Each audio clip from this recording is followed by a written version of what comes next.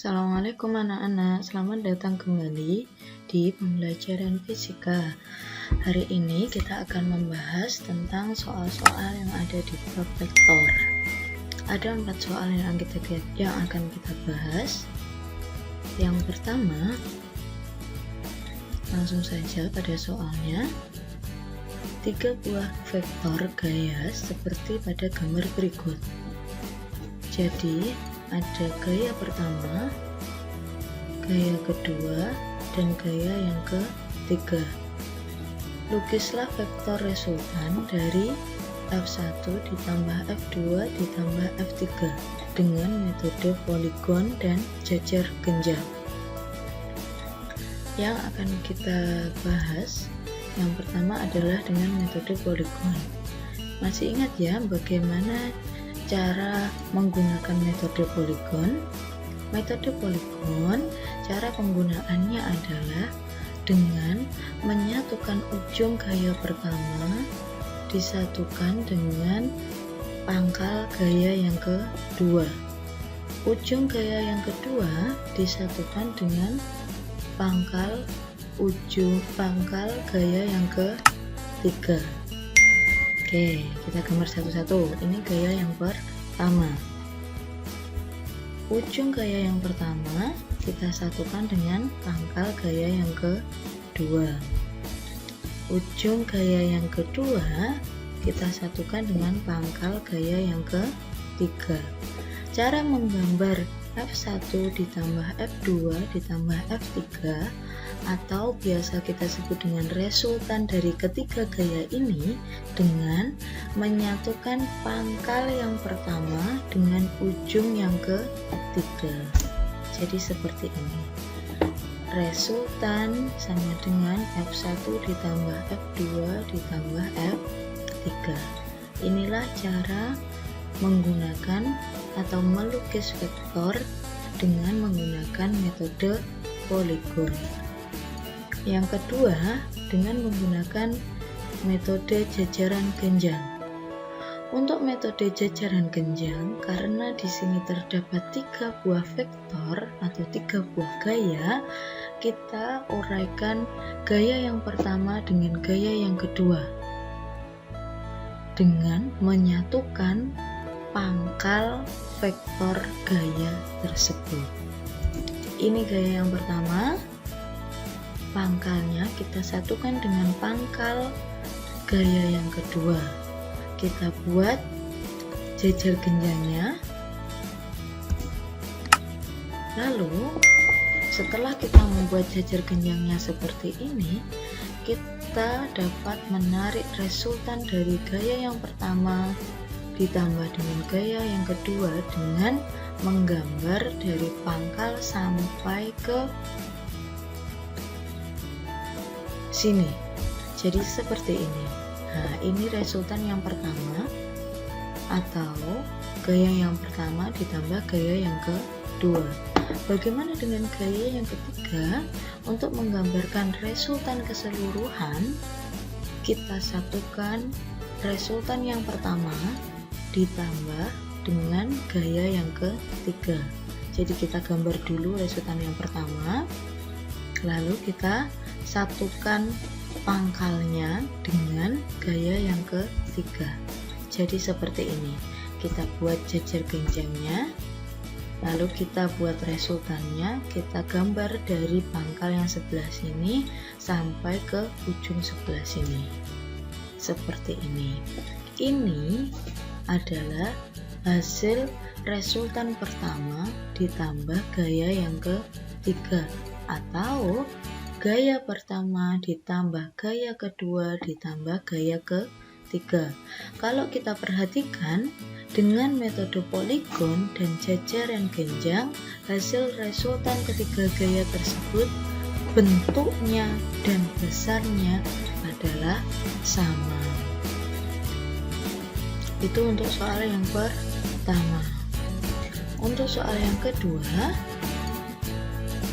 seseorang berjalan ke arah 37 derajat dari barat ke utara sejauh 10 meter. Kemudian berbelok ke timur dan berjalan sejauh 8 meter. Kita lukis terlebih dahulu arah mata anginnya.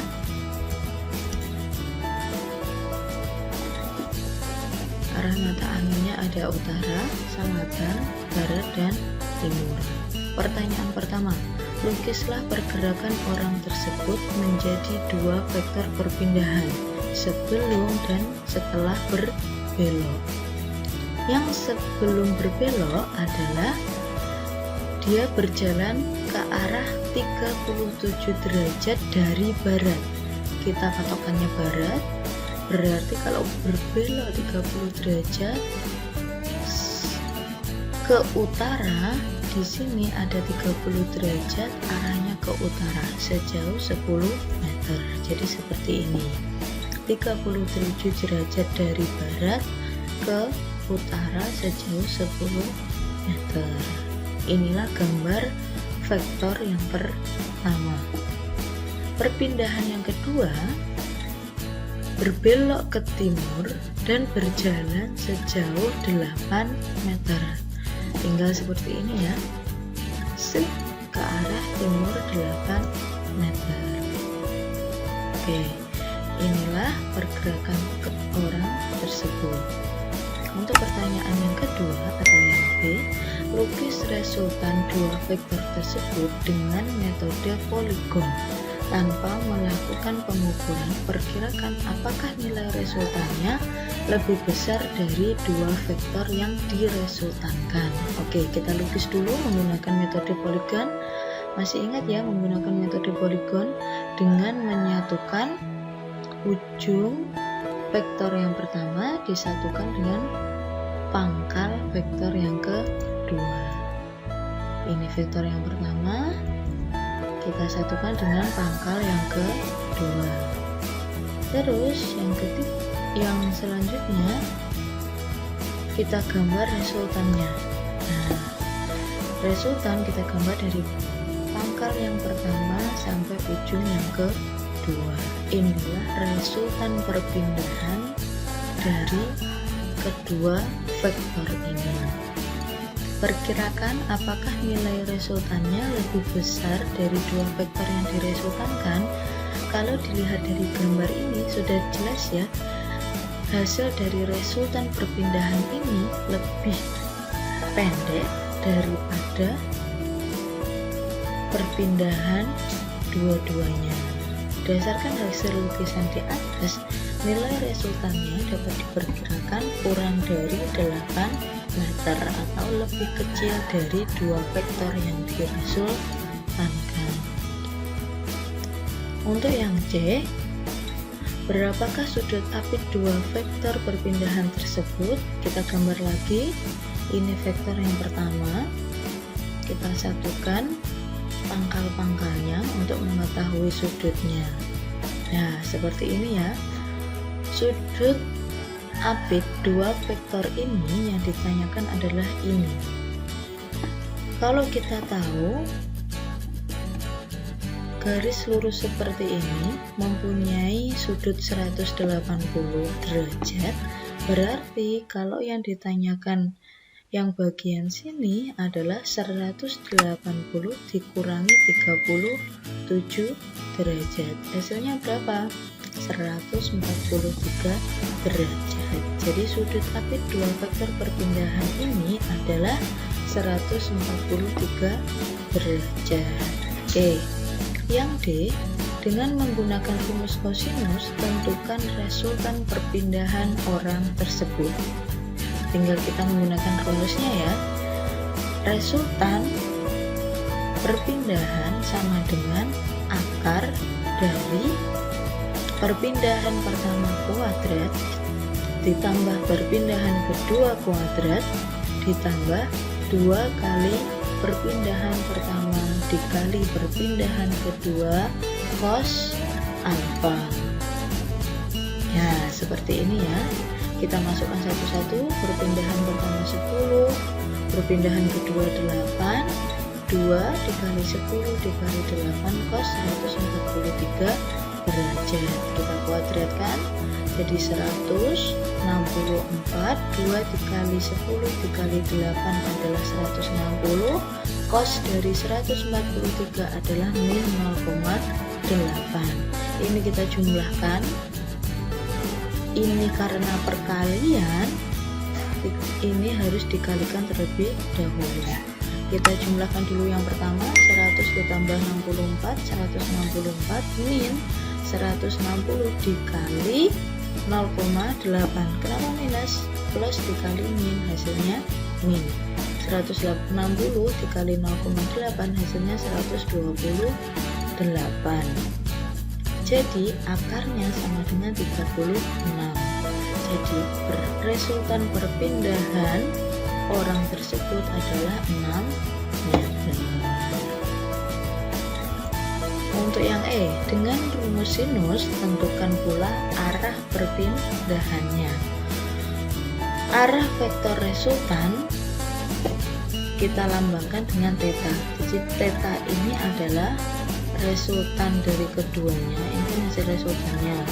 Ini adalah tetanya, dan di sini adalah 143 tadi. Kita cari tetanya.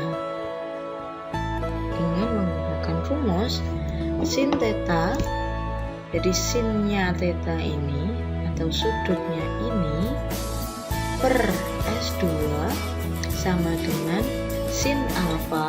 Alfa itu adalah sudut apit antara gaya perpindahan pertama dengan perpindahan kedua per resultan perpindahannya. Jadi kita masukkan sin theta per 8, S2 8 sama dengan sin alfa, alfanya 143 derajat dibagi dengan 6. Hasil resultannya tadi adalah 6. Kita kerjakan sin theta per 8 sama dengan sin 143 adalah 0,6 per 6. Kita kalikan silang atau langsung saja 8 kita pindah ke sini, jadinya dikali sin theta sama dengan 0,6 dikali 8 per 6. Sin theta sama dengan 0,8. Theta sama dengan sin pangkat min 1, karena sinnya pindah ke sini jadinya 0,8 dibagi sin atau sin pangkat min 1 dari 0,8. Sin berapa yang hasilnya 0,8? Yaitu sin 53 derajat. Makanya tetanya adalah 53 derajat. Oke, langsung kita ke. Jadi arah perpindahan orang tersebut 53 derajat dari barat ke utara atau 90 derajat dari timur ke utara. Oke, kita masuk di soal nomor 3. Perahu motor bermaksud menyeberangi sungai yang aliran airnya memiliki kecepatan 3 meter per sekon. Perahu yang memiliki kecepatan 4 meter per sekon diarahkan tegak lurus dengan aliran air. Tentukan resultan kecepatan perahu dan arah gerak perahu terhadap arah aliran air. Diketahui dulu vektor kecepatan air atau P1 sama dengan 3 meter per sekon. Kecepatan perahu atau P2 sama dengan 4 meter per sekon. Sudut apit antara kedua vektor atau alfa sama dengan 90 derajat. Maka resultan kecepatan perahu atau resultan vektornya sama dengan akar dari P1 kuadrat ditambah P2 kuadrat ditambah 2 kali P1 kuadrat kali P2 kuadrat kali cos alfa. Kita masukkan satu-satu. Akar dari 3 kuadrat ditambah 4 kuadrat ditambah 2 kali 3 kali 4 cos 90 derajat sama dengan akar 3 kuadrat 9, 4 kuadrat 16, 2 dikali 3 dikali 4 24 dikali cos 90. Cos 90 adalah 0. 9 ditambah 16 kita jumlahkan dulu 25. 24 dikali 6 dengan 0. 25 ditambah 0 sama dengan 25. Akar dari 25 adalah 5 meter per sekon. Ini adalah resultan kecepatan perahu.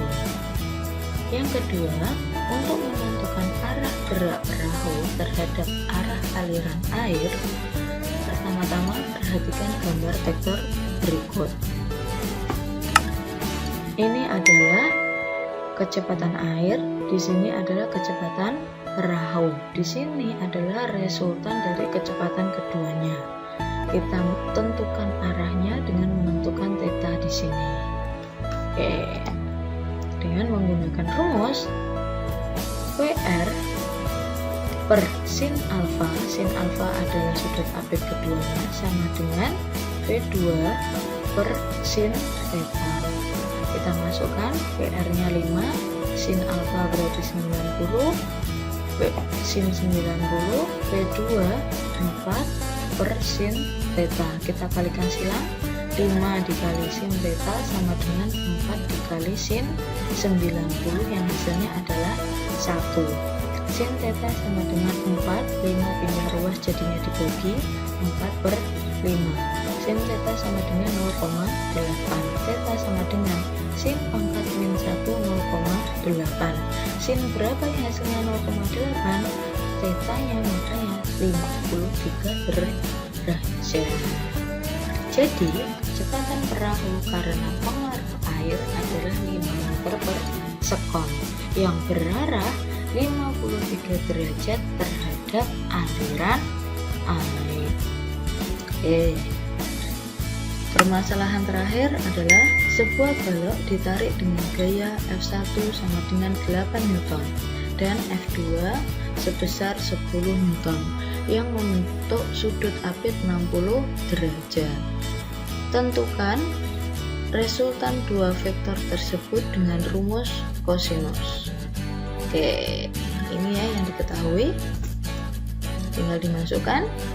Resultannya sama dengan akar F1 kuadrat ditambah F2 kuadrat ditambah 2F1 kuadrat dikali 2F1 kuadrat dikali F2 kuadrat dikali cos theta, cos alfa.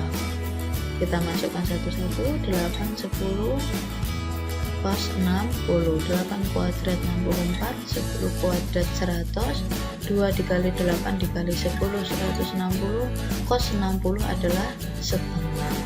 Akar dari 164 ditambah ini dicoret-coret 80, jadi akar 244, hasilnya adalah 15,6 Newton.